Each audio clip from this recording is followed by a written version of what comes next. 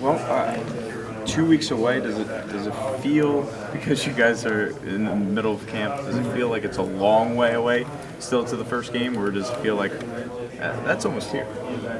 Yeah, 2 more weeks and the first game's here, but I'm just trying to take every day one step at a time. So I'm not even thinking about 2 weeks. I'm just thinking about tomorrow.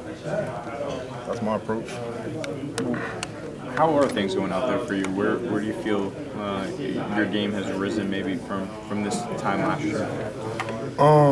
Starting to be able to recognize things, different formations, basically a lot of pre-snap stuff, and then obviously work on fundamentals and try to improve in everything I do every day. So every little bit, getting better in every piece, trying to make myself a better player.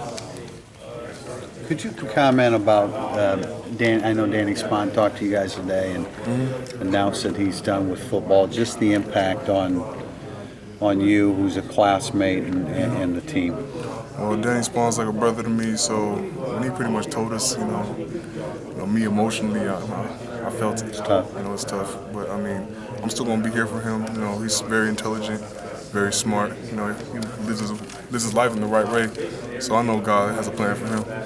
Did you get a sense of just how much that had kind of affected him? Coach said it obviously had to be a pretty tough decision. It affected him a lot. I know it's a very tough decision, just for your career to end early, but at the same time, man, it made a big difference on us too, just to see him, And it felt like I felt what he felt, even though it happened to me, but it hurt me just as much as it hurt him, so it was eye-opening. How good of a teammate has he been? He seems like when we've had the opportunity to talk to him, he's a true class act. Yeah, again, Spawn is, Spawn. So he's, smart, intelligent, obviously the behind the scenes stuff that you guys don't see. He's a funny guy. So he's pretty much, to us like a pops. You ever need, a good answer, if someone needs to end the argument, go ahead and ask Spawn. He's that guy. So, it's like a big brother.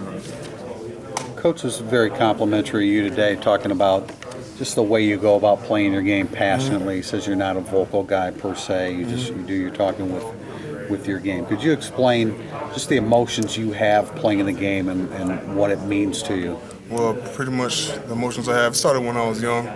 Being able to, the way I carry myself, it started with my dad said, when you go out there, they're going to try to hurt you. So you got to hurt them before they hurt you. And I just been, thinking like that ever since. Just always continuously working hard. When my parents work hard, I see how they work. So I try to live my life like that. Never be satisfied. Always trying to keep on, trying to get better every day. So that's how I live my life. Who have been, you mentioned your parents, who have been the strongest influences on you in your life in addition to them? In addition to my parents, the coaches that coach me, because, I listen to everything, they're the coaches, that's their job, so, just listen. I don't need to say anything. Why do I have to talk? I'd rather listen.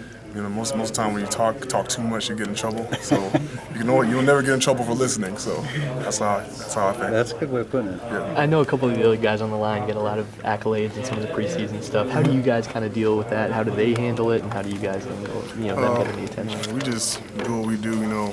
Come out every day and continue to work hard. Try not to take no time off. I know people have aches and stuff like that, but that's part of football. You go treat it.